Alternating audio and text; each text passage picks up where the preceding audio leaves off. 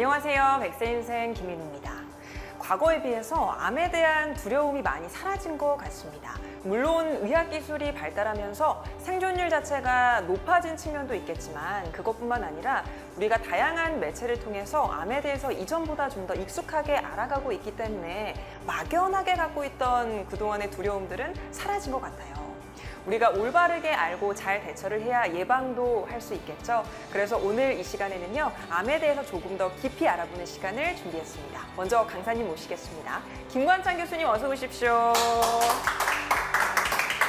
안녕하세요, 교수님. 네, 안녕하세요. 네, 교수님 벌써 우리가 함께한 시간이 5번째 시간이에요. 그러네요. 주변에서 반응들이 좀 오던가요? 네네. 아마 첫 강의 때 제가 땀을 좀 많이 흘렸는데 화면에 이제 막 땀 흘리는 모습이 네. 보였는데 참 애썼다 이렇게 말씀해 주셨고요. 네. 이제 오시는 이제 환자분들이 오셨는데 이제 제 그 식도암이나 이제 아마 지난번에 나갔던 강의 이제 폐암에 관련된 말씀을 좀 드렸었는데 이제 강의 내용에 제가 좀 중심을 줬던 게 수술 전에 어떤 검사를 하고 어떤 수술을 하고 입원하셔서 그다음에 어떤 과정을 거쳐서 퇴원하시는 그런 과정들을 좀 말씀을 드렸는데 이제 막연한 두려움이 있었는데 그 강의를 보고 많은 도움이 되었다고 아, 했었어요. 너무 다행이네요. 네네. 주변 분들께서도 좀 깊이 관심을 가지고 자세히 예. 지켜봐 주시고 계신 것 같습니다. 네.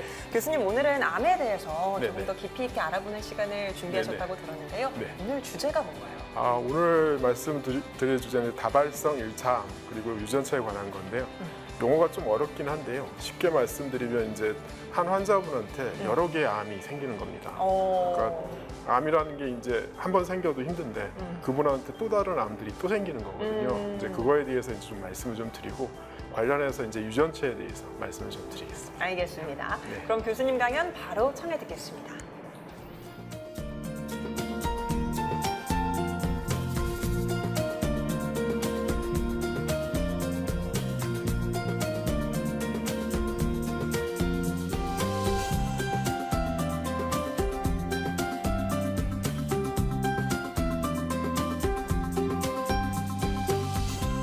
오늘 말씀드릴 주제는 이제 다발성 원발암에 대해서 먼저 말씀을 좀 드리겠습니다. 이제 다발성 원발암이라고 하면 상당히 좀 어렵게 느껴지실 건데요. 쉽게 설명드리면 한 환자에서 여러 개의 암이 생기는 겁니다. 그래서 이제 이 다발성 원발암이라고 저희가 표현을 하죠. 근데 최근에 이제 제가 첫 강의 때 말씀드렸었는데요. 저희 이제 평균 수명이 늘어나고 대신에 이제 건강 수명은 큰 변화가 없다고 말씀을 드렸는데요. 이제 평균 수명이 늘어나다 보니까 이제 실제로 암으로 진단되시는 환자분이 암 치료를 받고서 또 오래 사시죠. 살다 보니까 또 다른 새로운 암이 또 생기게 됩니다. 그래서 그리고 이제 그 2차 암이 발견되는 그런 최근에 또 진단법들도 많이 발전되다 보니까 그런 환자들이 많이 생기죠. 근데 아직까지 그 다발성 1차 암에 대한 어떤 뭐 진료 지침, 가령 어떻게 진료를 해라. 또 진단된 환자들을 실제로 어떻게 치료를 해야 되는지에 대해서 명확하게 아직 정립은 좀 되어 있지는 않습니다. 그리고 이제 최근에 새로운 또 항암제라든지 면역 치료제 같은 거, 표적 치료제 같은 것들이 개발되었기 때문에 실제로 암 환자분들의 수명이 많이 늘어납니다.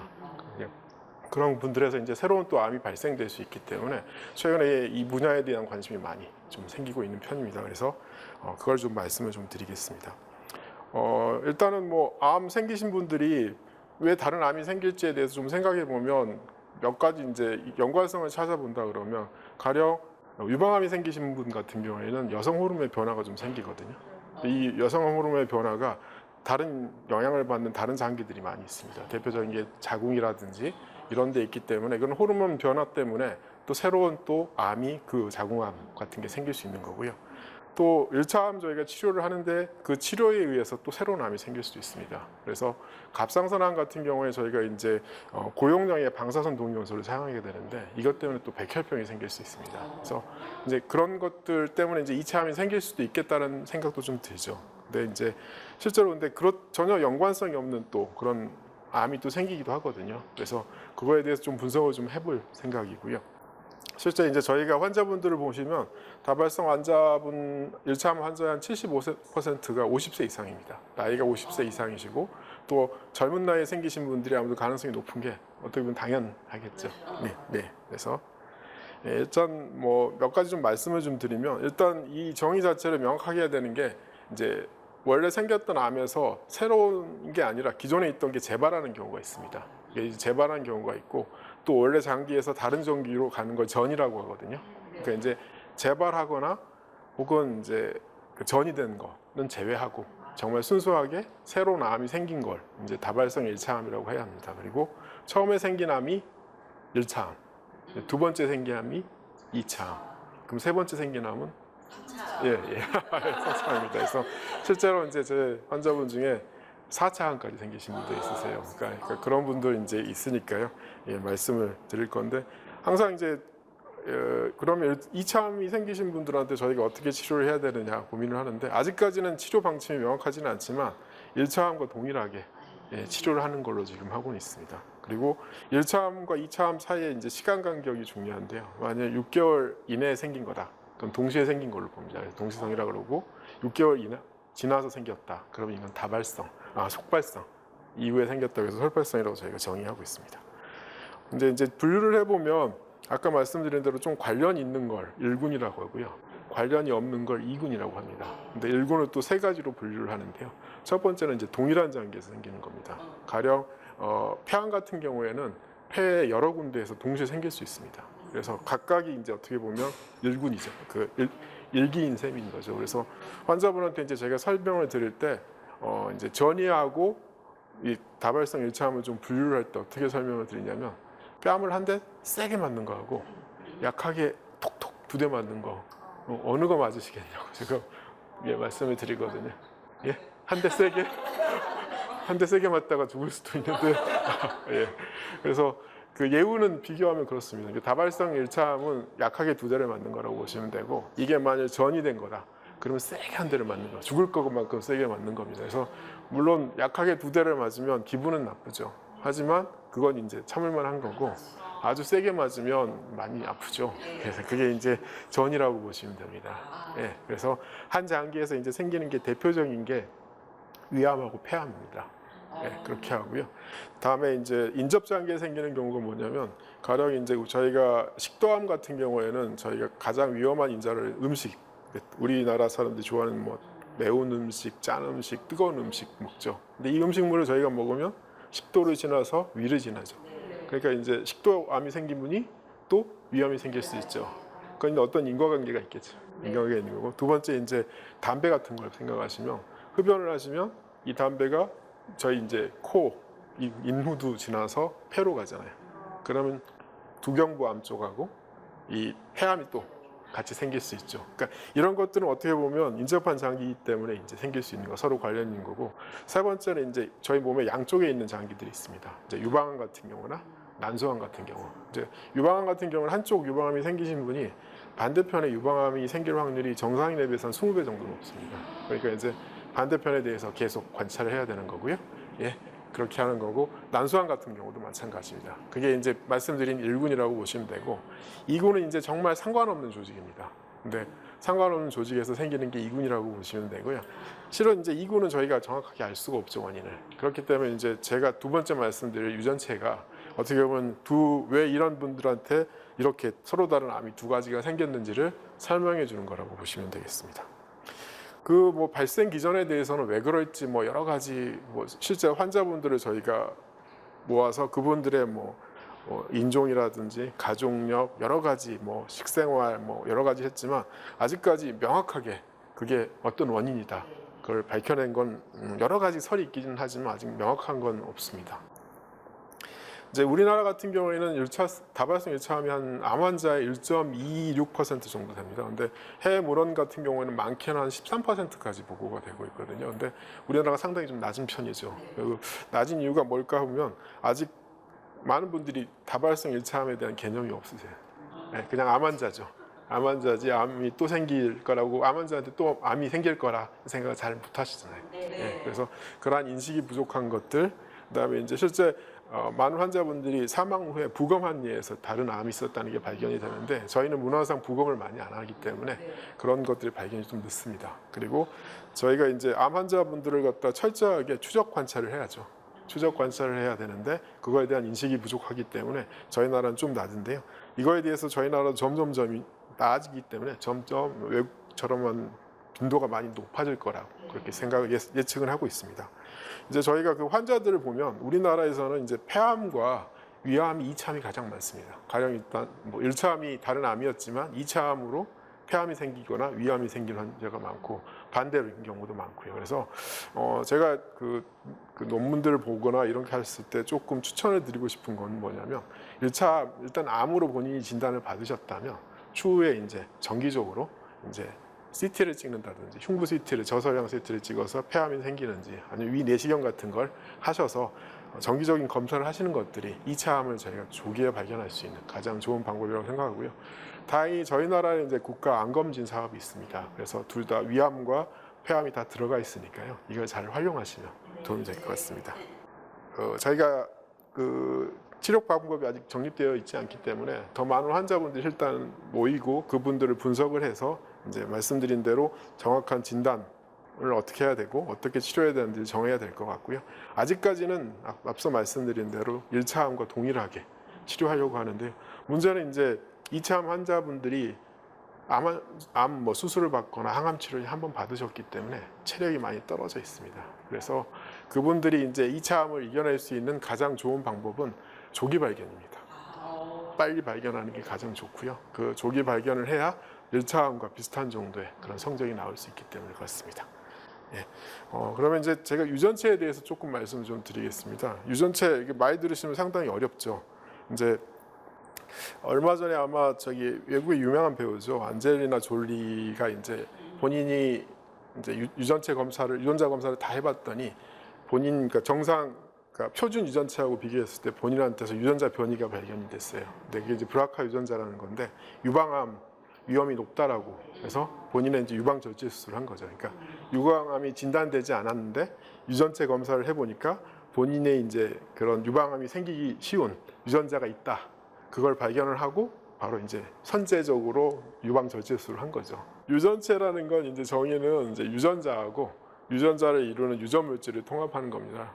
말이 좀 상당히 어려운데요. 쉽게 또 설명을 좀 드리면 그 두루마리 있지 않습니까? 두루마리가 있고 두루마리 안에 여러 정보들이 있잖아요. 그 쌓인 두루마리 있고 그거 하나를 염색체라고 보시면 됩니다. 그 염색체가 전부를 통합한 게 유전체라고 보시면 돼요. 그래서 사람한테는 유전자가 염색체가 46개거든요. 그 46개인데 그 두루마리가 46개가 있는 거고 그 중에 23개는 어머니한테 받고 23개는 아버지한테 받습니다. 그래서 공평하게 저희가 이제 받은 거고요. 그러면 이제 그 염색체에 대해서 잠깐 말씀을 드리면 염색체라는 건 이제 DNA 구조로 되어 있는데요. DNA는 뭐냐면 4개의 아미노기가 있습니다. 아데닌, 구아닌, 티미스토신이라는 염기가 있는데 이 4개의 염기가 이렇게 쌍을 이루면서 이렇게 회전 방향으로 돌아갑니다. 나선 모양으로 돌면서 이제 만드는 구조인데요. 이걸 갖다 처음 이제 발견한 사람이 왓슨하고 크릭입니다. 그래서 이 논문 때문에 어떻게 보면 처음으로 이제 현대 분자생물학이 시작됐다고 볼 수가 있고요. 그래서 이 구조가 이제 돌아가면서 하는데 정말 재밌는 건 뭐냐면 재료는 4가지입니다. 4가지 재료인데 이 4가지 재료를 갖다가 어떤 순서로 배열했느냐 그 길이로 유전자가 결정이 되는 거예요. 그러니까 어떤 다른 재료가 있는 게 아니라 단지 4가지 재료를 갖다가 이 순서하고 얼마나 반복되는지에 따라서 다른 유전자가 되는 겁니다. 예, 그래서 그게 이제 염색체고요. 이제 사람은 아까 말씀드린 대로 46개 염색체가 있는데 그러면 생각해 보시면 이제 고등 동물이 되면 염색체가 더 많아질 것 같다는 생각이 드시지 않으세요? 예, 그래서 그런데 사람이 46개인데 고양이는 몇 개냐면 38개입니다.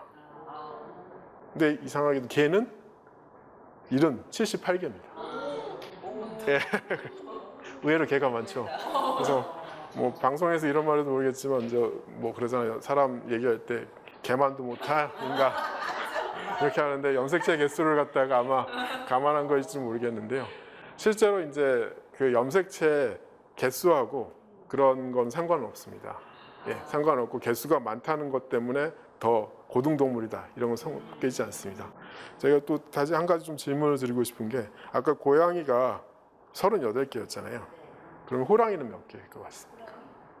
비슷하냐? 예, 똑같죠. 예, 38개입니다. 그러니까 고양이과죠. 예. 근데 신기하게 이제 사람이 46개라 그랬는데 침팬지는 몇 개의 염색체가 나올까요? 40개. 침팬지는 48개입니다. 그래서 이제 어떻게 보면 이제 뭐 사람을 갖다가 비유하잖아요. 뭐 원숭이 뭐 관계가 있네 이렇게 하지만 실은 염색체는 좀 다른 것 있습니다. 그래서 저는 이 내용을 보면서 조금 그렇게 말씀하시는 분들하고 좀 다르다는 생각이 좀 들었었습니다. 근데 한 가지 조금 아셔야 되는 게 뭐냐면 그 염색체 순서만을 저희가 지금 알고 있는 거고요. 그 염색체가 어떻게 그럼 궁금하지 않으세요? 사람이 있는데 46개의 염색체가 어떤 유전자로 배열되어 있는지를 알고 싶은 거. 그래서 시작된 사업이 있습니다. 그래서 인간 유전체 프로젝트라는 그런 사업을 해서 사람이 가지고 있는 모든 DNA 염색체를 갖다가 분석을 한 겁니다. 염기 배열 순서를. 그래서 1990년에 이제 그 사업이 시작됐고 워낙 15년 계획이었습니다.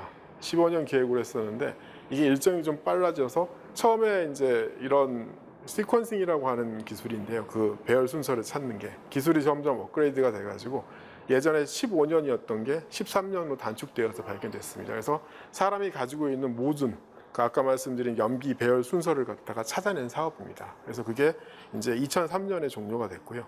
실제 이제 3억 개의 DNA 염기쌍이고 한 10만 개 정도의 유전자가 있다라고 생각하시면 되고요. 이제 그걸 이제 분석을 해서 저희가 알게 되는데 여기서 좀 생각해야 되는 건 뭐냐면 이걸 발견했다고 해서 모든 사람의 유전자를 발견한 건 아닙니다. 단순히 지금 이제 이 사업 자체는 사람이 가지고 있는 유전체의 염기 배열 순서를 바꾸었는데 실제 이게 어디까지가 어느 유전자인지 이것까지는 알 수는 없습니다. 근데 그건 이제 현재 찾아가고 있는 거라고 보시면 되고요. 이제 아까 말씀드린 인간 유전체 프로젝트라는 그 결과물이 나왔잖아요. 이제 그 결과물을 활용하는 그런 것들이 많이 이제 시작됐습니다. 이제 가장 대표적인 게 뭐냐면 우리가 알고 있는 불치병들이나 혹은 흔히 알고 있는 당뇨, 고혈압 이런 것들에 관련된 유전자가 발견이 된 거죠. 그래서 그런 유전자를 어떤 유전자가 관련된 거, 그러니까 그분들의 환자분들의 유전자를 뽑아서 그분들의 공통적으로 나타나는 그 부위를 찾으면 그게 고혈압이나 당뇨 그 질환에 관련된 걸 알 수가 있겠죠. 그래서 그 유전자를 찾음으로써 새로운 치료법을 저희가 좀 개발할 수 있겠죠. 그리고 실제로 아직까지 그런 조기에 진단할 수 있는 그런 방법도 개발될 수 있는 것들. 그래서 점점 이런 것들이 발전되면서 뭐가 발전이 되냐면 이제 개인 맞춤. 단순하게 어떤 환자분들한테 병이 생겼기 때문에 치료하는 시기가 아니고요. 그걸 미리 생기실 분이 어떤 분인지를 미리 알 수가 있고 거기를 조기에 진단해서 미리 선제적으로 치료할 수 있는 그런 시대가 열리고 있습니다. 그래서 최근에 이제 많이 이런 유전자 분석 조작 기법이 활용되는 예가 있는데요. 가장 뭐 드라마나 이런 데서 좋지 않게 항상 나오는 게 이제 친자 확인 소송이잖아요. 네, 그런 것들이 이제 유전자 검사를 통해 알 수 있고요. 아니면 참사 현장에서 정말 형체를 알아볼 수 있는 뭐 그런 경우에 그분의 이제 유전자를 통해서 그분이 어떤 분인지 누군지를 알 수 있는 방법들 이런 것들이 되고요. 이제 성범죄 같은 거에서 그게 누군지 유전자 검사. 그래서 정말 뭐 침 한 거 묻어 있는 거 거기에 DNA만 있으면 누군지 찾아낼 수 있다는 그런 것들이 나오죠. 그래서 그런 법적인 판단에 많이 사용되고 있고요. 또 저희가 이제 보면은 어떤 유해한 환경에 가령 근무하시는 분들 있잖아요. 그런 분들이 어떤 질환이 잘 생길 거, 가령 먼지가 많거나 이런 데 일하시는데 그분한테 폐암이 잘 생길 유전자가 있다. 그러면 다른 직종으로 바꾼다든지 그런 것들 미리 저희가 그분에 맞춰서 이제 치료할 수 있는 것들을 저희가 찾을 수 있을 것 같습니다. 그래서 저희 국내에서는 아마 2009년에 이제 한국인 유전체가 이제 분석이 이루어졌고요. 그 인종에 따라 좀 차이가 있기 때문에 거기에 맞는 우리나라에 맞는 데이터가 있는데 아직까지 저희가 이 유전체 연구에 있어서 상당히 후발주자입니다. 그래서 아직 이런 앞서 있는 나라를 좀 따라가는 그런 단계고 많은 이런 데이터가 모임으로써 저희도 이런 유전자를 활용한 그런 새로운 치료 기술이나 방법들이 개발될 수 있다고 생각합니다. 근데 문제가 될 수 있는 게 좀 몇 가지 있습니다. 이것들이 이제 좋게만 활용되면 좋긴 한데요. 이제 다른 문제가 있는 게 뭐냐면 이 유전자에 대해서 아까 말씀드렸잖아요. 어떤 유전자인지 밝혀진 게 적고 하다 보니까 이 새로운 유전자를 발견했을 때 거기에 맞는 특허를 겁니다. 특허를 걸어서 그 유전자를 활용하려고 하면 로열티를 내게 하는 그런 문제가 생깁니다. 그래서 점점점 외국에서 그런 것들을 하게 되면 실은 이 기술이 정말 좋은 기술이죠. 새로운 아까 말씀드린 대로 개인 맞춤의 조기 진단과 치료 할 수 있는 방법인데 그걸 하기 위해서는 상당히 고가의 이제 돈을 내야 되는 그런 문제가 있어서 그런 게 추후에 이제 조금 야기될 수 있는 문제고요. 이제 가장 이제 또 예를 들어서 그러면 이제 지금은 암보험 드실 때 뭘로 이렇게 암보험 금액이 달라지죠? 암 종류도 있고 제일 중요한 게 나이 뭐 20대, 30대, 40대에 따라서 이제 금액이 달라지잖아요. 근데 이제는 유전체 검사를 하게 되면 나오죠. 아 제가 뭐 가령 폐암에 걸릴 확률이 뭐 20%, 위암 걸릴 프로 뭐 30%, 뭐 각 암의 퍼센트가 나오면 나이가 아니라 유전체 검사 결과에 따라서 암 보험료가 이제 달라지는. 그러니까 결국 그거 이제 어떻게 보면 긍정적으로 보면 개인 맞춤의 의료가 되고 하는 거지만 이제 다른 그런 식으로 이렇게 개인에 맞춰지는 그런 점점 새로운 의료 기술들이 이제 개발될 거라고 보시면 될 것 같습니다. 오늘 제가 준비한 다발성 1차암과 유전체에 대한 강의는 이상에서 마치겠습니다. 들어주셔서 감사합니다. 네, 교수님 귀한 강연 잘 들었습니다. 네, 감사합니다. 네, 다발성 암과 유전체에 관한 강연을 들려주셨는데 의학 용어들이 참 어렵잖아요. 네. 일반인들이 듣기에는. 근데 교수님이 그럼에도 불구하고 쉽게 잘 풀어서 설명을 해주신 것 같아요. 교수님 오늘 강연 중에서 이차암 같은 경우에 조기 진단하는 게 가장 중요하다라고 해주셨는데 그러면 어떻게 이게 이차암이 생겼다는 걸 조기에 진단을 할 수 있을까요? 네, 좋은 질문 감사합니다. 일단은 이제 아까 말씀드린 강의 내용에 말씀드렸는데요. 2차암이라는 게 이제 1차암과 관련이 있는 암이 있고 전혀 관련이 없는 암이 있습니다. 근데 실제로 이제 관련이 없는 암을 찾기는 쉽지는 않습니다. 근데 이제 관련이 있는 암 같은 경우에는 그게 어느 암이냐에 따라서 좀 다르거든요. 아까 이제 몇 가지 예를 들었었는데 가령 유방암이 생겼다 그러면 반대편 유방암이 위험성이 높기 때문에 거기에서 이제 면밀하게 저희가 경과 관찰을 해야 되는 거고요. 또 다른 제가 예를 들었던 것 중에 내용 중에 가장 많은 2차암이 유방암, 그러니까 폐암과 위암이 가장 많다고 말씀드렸기 때문에 정기적으로 저설량 PET-CT를 찍는다든지 혹은 위 내시경 검사를 한다든지 그런 것들을 갖다 검진을 하시면서 하는 걸 좀 추천을 드립니다. 정기적인 검진이 아무래도 가장 중요한 것 같습니다. 교수님 오늘 여러 가지 내용들을 강연에서 들려주셨는데 네네. 우리 시청자분들께서 꼭 한 가지 기억했으면 한다면 어떤 걸 꼽아주시겠어요? 일단은 많은 분들이 실은 외래 오셔가지고 암이 또 생겼다고 말씀을 드리면 좌절을 하세요. 맞아요. 좌절을 하고 제가 왜 이런 암이 이렇게 또 생겼을까요? 막 얘기를 하시고 뭐 제일 억울해 하시는 게 저는 담배도 안 피웠고 이렇게 말씀을 많이 하세요. 뭐 스스로 이제 몸을 많이 관리를 했는데 이렇다고 말씀하시는데요.